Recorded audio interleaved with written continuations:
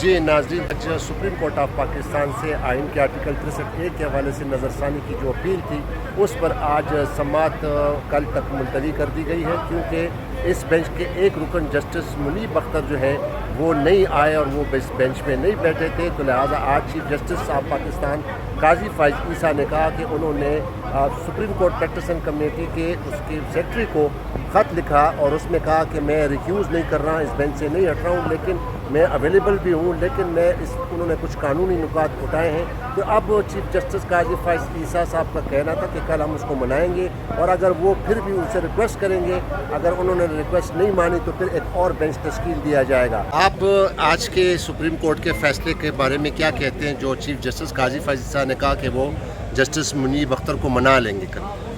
जी देखिए, वो तो उनकी बात दुरुस्त है।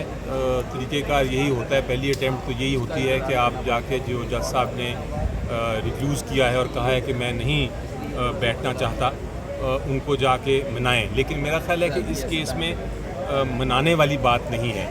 इस केस में जो उन्होंने ख़त लिखा है, उस ख़त का जो डिटेल्स थी वो तो नहीं बयान की चीफ जस्टिस साहब ने, लेकिन मुझे अंदाज़ा ये है कि मुनीब साहब ने अपनी कोई पर्सनल वजह से या ज़ाती वजह से नहीं इसको अपने आप को कहा कि मैं नहीं बैठूंगा। उन्होंने कोई कानूनी जवाज़ दिया होगा और कानूनी जवाज़ मुझे एक ही नज़र आता है, और वो ये है कि जब तक इस बेंच की तश्कील 3 मेंबर कमेटी जो ऑर्डिनेंस के तहत बनी है, जब तक वो तश्कील नहीं करेगी इस बेंच की, वो नहीं चाहते कि मैं किसी गैर कानूनी बेंच के अंदर जाके बैठूं। अच्छा, तो मेरा ख्याल है ये मनाने वाली बात नहीं, ये पहले कानूनी मसला सॉल्व होगा, वो हल होगा, फिर उसके बाद वो कर सकेंगे। सर, अगर दूसरा बेंच भी बन गया तो फिर इस पर आप इतराज़ करेंगे?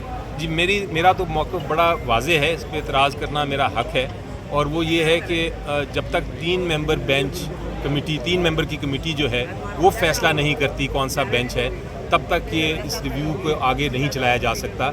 अगर कोई बेंच 3 मेंबर कमेटी जो है अगर वो कल बेंच बना देती है तो फिर मेरा एतराज़ खत्म हो जाएगा। आपका जो है ना इसमें कि पुरानी जो कमेटी है उसके तहत, ये नहीं कि जो ऑर्डिनेंस के जरिए नहीं, ऑर्डिनेंस के ज़रिए कमेटी भी ठीक है मेरे लिए, लेकिन 3 मेंबर होने चाहिए। जब तक 3 मेंबर नहीं होंगे तब तक तो 3 मेंबर तो जस्टिस मंसूर इरशाद साहब नहीं बैठते हैं, वो कहते हैं कि वही आपने फुल कोर्ट बना लें। ये वो जो जब तक जस्टिस मंसूर इरशाद साहब नहीं बैठेंगे, मेरी नज़र में ये आगे मामला नहीं चल सकता। जी समी इब्राहिम साहब, आपका इस बारे में क्या ख्याल है? वैसे जस्टिस मुनीब साहब को आना चाहिए था, बेंच में बैठ के जो है ना अगर ये कहते तो बड़ा बेहतर नहीं होता? नहीं, उन्होंने देखें, जजेस they speak through their orders. Observations बोलने की कोई अहमियत नहीं होती। उन्होंने ऑर्डर लिखा जिसमें उन्होंने ये जो सारा प्रोसेस हुआ था बेंच बनाए जाने का, उसको उन्होंने उस पर सवाल उठाए, उसको अनकॉन्स्टिट्यूशनल करार दिया, और साथ में उन्होंने ये कहा कि मैं अवेलेबल, मैं इसमें नहीं बैठूंगा। कोई उन्होंने बीमारी का बहाना नहीं बनाया, इसको कोई स्कैंडल नहीं बनाया उन्होंने, जो एक लीगल प्रोपोजिशन है। यानी आज फ़र्क नज़र आ रहा था। काजी फाइज ईसा माजी में जब भी होता था ड्रामे करता था, लेटर लिखता था, लेटर लीक कर देता था और फिर आके इधर गुफ्तगू करता था, and he was always playing for the galleries. लेकिन मुनीब अख्तर साहब ने ये नहीं किया।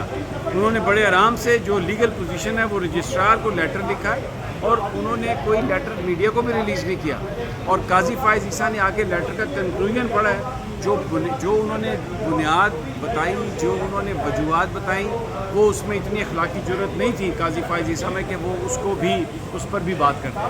तो मेरा ख्याल है कि आज का जो कंडक्ट है मुनीब अख्तर का, जस्टिस मुनीब अख्तर का, that was superb, that was up to the status of a Supreme Court जज।